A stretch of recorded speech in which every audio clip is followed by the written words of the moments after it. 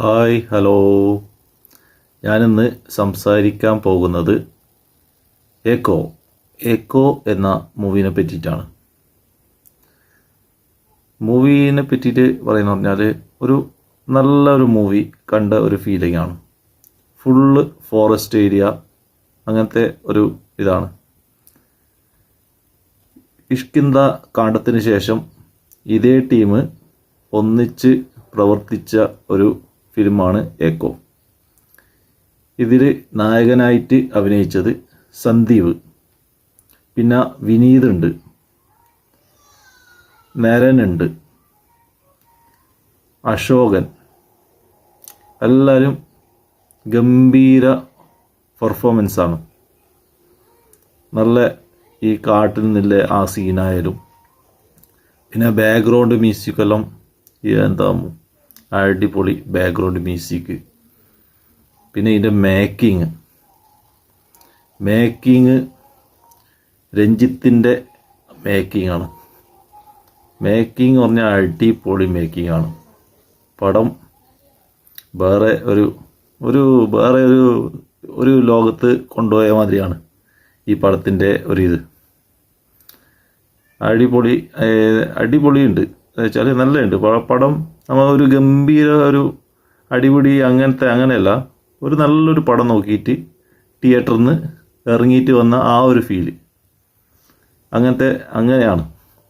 പിന്നെ ഈ വിനീതിനെ കുറിച്ച് പറഞ്ഞാൽ ഈ മഴവില്ല് സിനിമയില്ലേ, പഴയ പടം, അതിൻ്റെ ആ ഒരു പെർഫോമൻസ് ഇല്ലേ വിനീതിൻ്റെ, അതിൻ്റെ മുകളിൽ നിൽക്കുന്ന ഒരു പെർഫോമൻസാണ് ഇതിൽ വിനീത് കാഴ്ചവെച്ചത്. എന്താ പെർഫോമൻസ് അറിയോ. പിന്നെ നരന് നല്ല അടിപൊളി ആക്ടിങ്ങും പെർഫോമൻസ് ആയാലും നല്ല ഉണ്ട്. പിന്നെ മറ്റേ വേറെ ടീമുമായിട്ടുള്ള ഇതും സംഘർഷവും അങ്ങനെയെല്ലാം അതെല്ലാം നല്ല രീതിയിൽ എടുത്തിട്ടുണ്ട്. നല്ല രസമുണ്ട് പടം. എല്ലാവരും തിയേറ്ററിൽ നിന്ന് തന്നെ ഈ പടം കാണണം. അത് തിയേറ്ററിൽ നിന്ന് കണ്ടിട്ടെങ്കിൽ ഭയങ്കര നഷ്ടം വരും. നല്ല പടം നമ്മളെപ്പോഴും ഇത് തന്നെ കൊടുക്കണം. നല്ല പടം അത്. പിന്നെ പറയൽ ആരായാലും നല്ലുണ്ട്. നല്ല ഫോറസ്റ്റ് ഏരിയയിൽ നിന്നെല്ലാം അങ്ങനത്തെ എല്ലാം പടം നോക്കും. നല്ല രസമാണ്. ഈ കിളികളുടെയും പക്ഷി ഇങ്ങനെ ഓരോതിൻ്റെ സൗണ്ടും അതെല്ലാം ഇങ്ങനെ നമ്മൾ അടുത്ത് വന്നിട്ട് ഇങ്ങനെ ഇതെല്ലാം കരിയുന്ന അങ്ങനത്തെ സൗണ്ടാണ്. നല്ല രസമായിട്ട് കൊണ്ടുപോയിട്ടുണ്ട് പടം.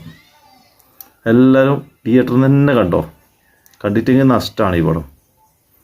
Must watch. അപ്പോൾ അടുത്ത വീഡിയോ ആയിട്ട് കാണാം.